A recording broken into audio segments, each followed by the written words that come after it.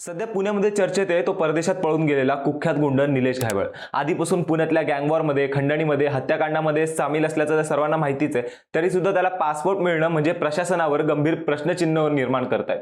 आता चौकशी सुरू आहे आणि दोषी अधिकाऱ्यांवर कारवाईची मागणी जोर धरू लागली. पण सगळ्यात मोठा प्रश्न असा उरतो की एवढा कुख्यात गुन्हेगार इतक्या सहजपणे सरकारी यंत्रणेला कसा चुकवू शकला? पोलीस व्हेरिफिकेशनचं काय झालं? पासपोर्ट कार्यालयाने डोळेझाक का केली? आणि ही सगळी प्रक्रिया जर नीट पार पडली असती तर निलेश आज देशाबाहेर पळू शकला असता का? हे प्रश्न पोलिसांना वारंवार विचारले जात आहेत. पण निलेश घायवळने हा पासपोर्ट स्कॅम कसा केला याबद्दल आपण जरा सविस्तर चर्चा करूयात. नमस्कार, मी अर्णित जोशी आणि आपण पाहत आहात कट टू कट. पुण्यात गुन्हेगारी विश्वात निलेश बन्सीलाल घायवळ हे नाव फार जुनं आणि गाजलेलं आहे. शहरातल्या गँगवॉर पासून खंडणीपर्यंत अनेक प्रकरणात त्याचं नाव पुढे आलंय. पोलिसांच्या रडारावर सतत असलेला हा गुन्हेगार नुकतंच परदेशात पळून गेलाय. पण त्याने परदेशात जाण्यासाठी वापरलेला मार्ग म्हणजे पासपोर्ट स्कॅम हा आता मोठा चर्चेचा विषय ठरलाय. कारण या सगळ्या प्रकारात सरकारी यंत्रणेची फसवणूक, कागदपत्रांची हेराफेरी आणि पोलिसांच्या पडताळणीची कमतरता अगदी उघड झाली आहे. संपूर्ण प्रकरणाची सुरुवात झाली ती कोथरूड गोळीबारापासून. आंदेकर टोळीचं प्रकरण नियंत्रणात येत नाही तर लगेचच कोथरूड गोळीबार प्रकरण उघड झालं आणि निलेश घायवळच्या नावाची चर्चा पुण्यात आणि महाराष्ट्रभर होऊ लागली. आता जेव्हा पोलिसांनी सगळ्या गँग नियंत्रणात आणू किंवा संपवू अशी घोषणा करताच निलेश घायवळची देश सोडून पळून जाण्याची बातमी समोर आली. सगळ्यांनाच एक प्रश्न सातत्याने पडत होता, तो म्हणजे एवढे गुन्हे दाखल असूनही पोलिसांनी त्याचा पासपोर्ट जप्त का केला नाही? बरं, पासपोर्ट असला तरी सिक्युरिटी व्हेरिफिकेशनने त्याला एअरपोर्टवर थांबवलं का नाही? तर निलेश घायवळने पासपोर्टमध्ये स्कॅम केल्याचं उघड झालं. पासपोर्टसाठी अर्ज दाखल करताना निलेश घायवळने तात्काळ योजना या स्कीम अंतर्गत पासपोर्टसाठी अर्ज भरला. तात्काळ योजनेत पासपोर्ट पटकन मिळतो, पण त्यासाठी पोलीस व्हेरिफिकेशन आणि पत्त्याची खात्री करणं बंधनकारक असतं. निलेशने अर्जात अहिल्यानगरचा पत्ता दिला. आता पोलिसांची टीम तपासणीसाठी त्या पत्त्यावर गेली, पण तिथे तो मुळीच राहत नसल्याचं उघड झालं. पोलिसांनी त्याच्या अहवालावर स्पष्टपणे लिहिलं होतं, अर्जदार नॉट अवेलेबल आहे. म्हणजे दिलेल्या पत्त्यावर तो सापडला नाही. नियमाप्रमाणे असा अहवाल आल्यावर अर्ज नाकारला जायला हवा होता, पण इथे घडलं उलटच. पासपोर्ट कार्यालयाने हा नकारात्मक अहवाल दुर्लक्षित करून निलेशला पासपोर्ट मंजूर करून दिला आणि इथेच या प्रकरणातली सगळ्यात पहिली आणि मोठी चूक दिसून आली. निलेश सारख्या गुन्हेगाराला, ज्याच्यावर आधीपासून अनेक गुन्हे दाखल आहेत, त्याला पोलिसांच्या नॉट अवेलेबल अहवालानंतरही पासपोर्ट का देण्यात आला? याच्यावरून प्रशासनातील लाचखोरी, दुर्लक्ष आणि राजकीय दबाव याबद्दल कुजबूज सुरू झाली. बरं, फक्त पत्ता खोटा देऊन तो थांबला नाही. निलेशने अर्जात स्वतःचं आडनाव बदलून टाकलं. तो घायवळ असला तरी पासपोर्ट अर्जात त्याने गायवळ असं लिहिलं. गचं घ. म्हणजेच बघा, ही छोटीशी अक्षराची आदलाबदल म्हणजे किती मोठा खेळ होता. कारण नावात थोडा फरक झाला की तपास यंत्रणेला ओळख पटणं अवघड होतं. गुन्ह्याच्या रेकॉर्डमध्ये घायवळ असं नाव असलं तरी गायवळ नावावर एकही गुन्हा दाखल नाही.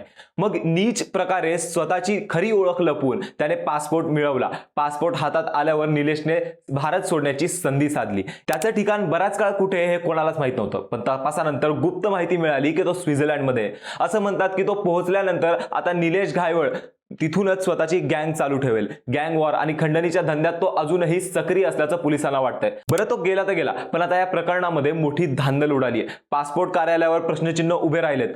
पोलीस व्हेरिफिकेशन व्यवस्थित का झालं नाही? अहवाल का दुर्लक्षित केला गेला? हे सगळं चर्चेत आलंय. एक कुख्यात गुन्हेगाराला एवढ्या सहजतेने पासपोर्ट मिळणं म्हणजे प्रशासनाच्या हलगर्जीपणावरचं लक्षण आहे असं लोकांना वाटू लागलंय. सरकारी यंत्रणा नेहमी सामान्य नागरिकांकडून कडक कागदपत्र मागते आणि अगदी सामान्य माणसाला लहानशा चुकी झाल्यास अर्ज नाकारला जातो. मग इतक्या मोठ्या गुन्हेगाराच्या अर्जातली उघड आणि ठळकपणे झालेली गडबड ही पकडली का गेली नाही? हा मोठा प्रश्न आहे. नॉट अवेलेबल अहवालावर पासपोर्ट मंजूर करणं म्हणजे सगळ्यात मोठं दुर्लक्ष किंवा मुद्दाम करून दिलेली सवलत. निलेश घायवळच्या या स्कॅमने लोकांमध्ये तर संताप पसरलाच आहे, पण पोलीस यंत्रणा, पासपोर्ट ऑफिस आणि त्यात सामील असलेल्या अधिकाऱ्यांची चौकशी करण्याची मागणी जोर धरू लागली आहे. माध्यमांमध्ये या प्रकरणाची सतत चर्चा सुरू आहे. आता चौकशीतून हे उघड झालंय की निलेशने मुद्दामच नाव बदलून, पत्ता खोटा देऊन आणि अर्जात फेरफार करून पासपोर्ट मिळवला. या सगळ्या गोष्टींनी त्याच्या गुन्हेगारी मेंदू किती चपळ आहे हे पुन्हा दिसलं. बरं, माहितीनुसार निलेश घायवळच्या नावाने चालणाऱ्या 10 बँक अकाउंट्सला सील करण्यात आलंय. म्हणजेच त्या अकाउंट मधली रक्कम वापरता येणार नाही असं पोलिसांनी जाहीर केलंय.